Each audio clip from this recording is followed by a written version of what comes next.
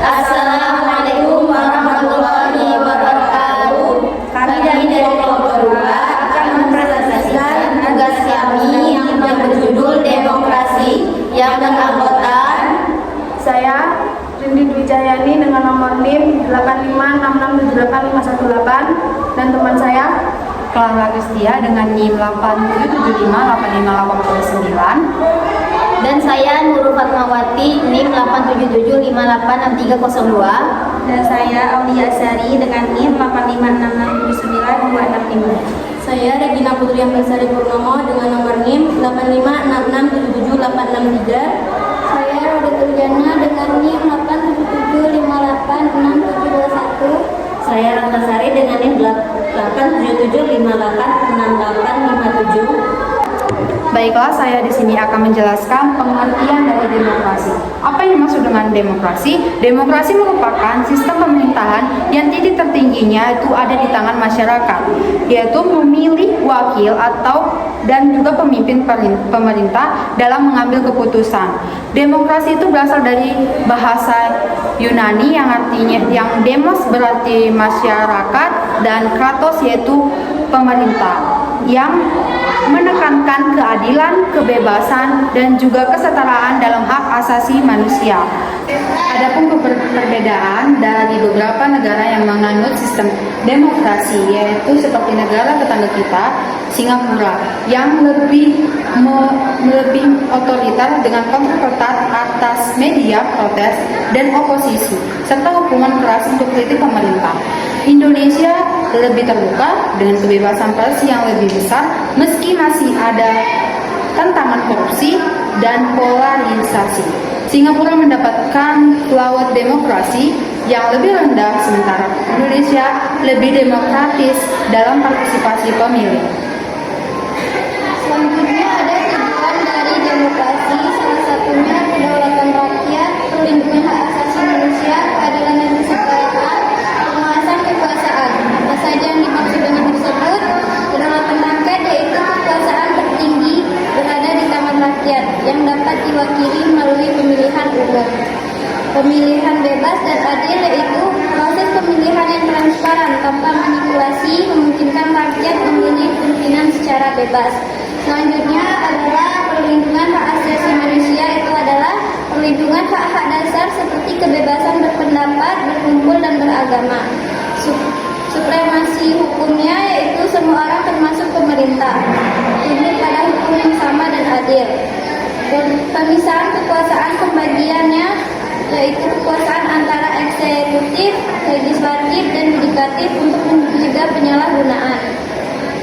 Kebebasan pers dan informasi yaitu media bebas untuk menguasai pemerintah dan menyampaikan informasi.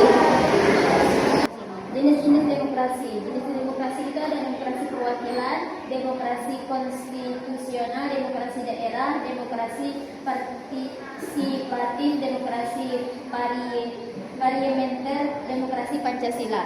Jenis-jenis demokrasi yang pernah diterapkan demokrasi parlementer pada tahun 1950 sampai 1959. Sistem di mana kabinet bertanggung jawab kepada parlemen dengan banyak partai politik dan ketidakstabilan politik akibat seringnya pergantian kabinet.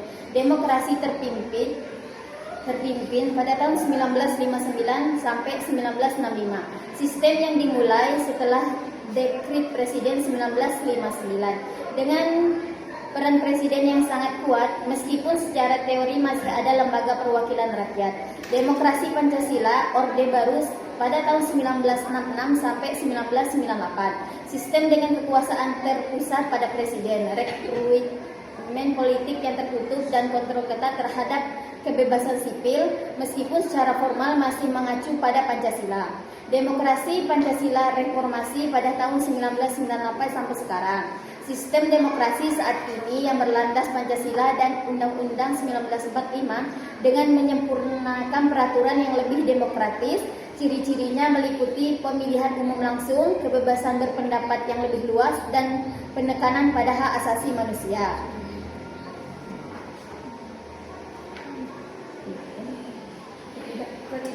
kestabilan politik sistem multipartai yang ekstrim menyebabkan seringnya berganti kabinet, ada tujuan kabinet dalam 9 tahun. Hal ini menghambat pembangunan jangka panjang dan fokus pemerintahan. Perpecahan internal, terjadi konflik ideologis yang mendalam antara partai-partai besar seperti Masyumi, PNI, NU, dan PKI yang sulit didamaikan. Pemberontakan daerah, ketidakpuasan di daerah terhadap kebijakan pemerintahan pusat yang dianggap terlalu Jawa sentris memicu berbagai pemberontakan seperti PRRI atau Permesta.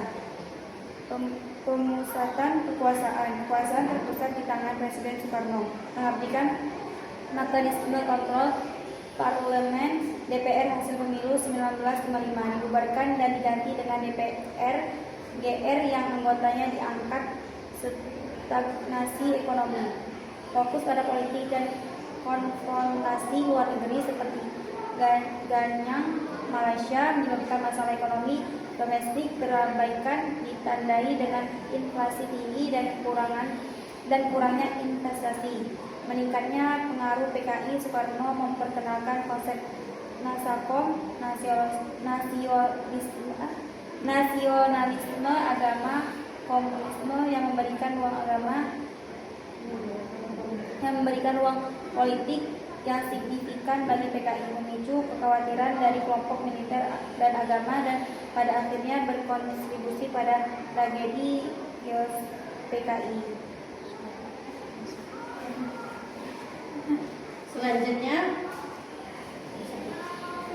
Selanjutnya, mewujudkan keadilan dan kesetaraan, menciptakan masyarakat yang adil dan setara, di mana setiap warga negara memiliki kesempatan yang sama, membatasi kekuasaan pemerintah, mencegah penyalahgunaan kekuasaan dengan penerapan prinsip checks dan balance antar lembaga negara, melindungi hak asasi manusia, menjamin hak-hak dasar warga negara seperti kebebasan berbicara, beragama, dan berserikat, mewujudkan kedaulatan rakyat. Kekuasaan tertinggi berada di tangan rakyat yang memilih pemimpin dan wakilnya melalui pemilihan umum.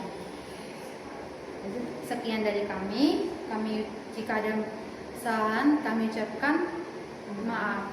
Kami akhiri dengan Wassalamualaikum warahmatullahi wabarakatuh.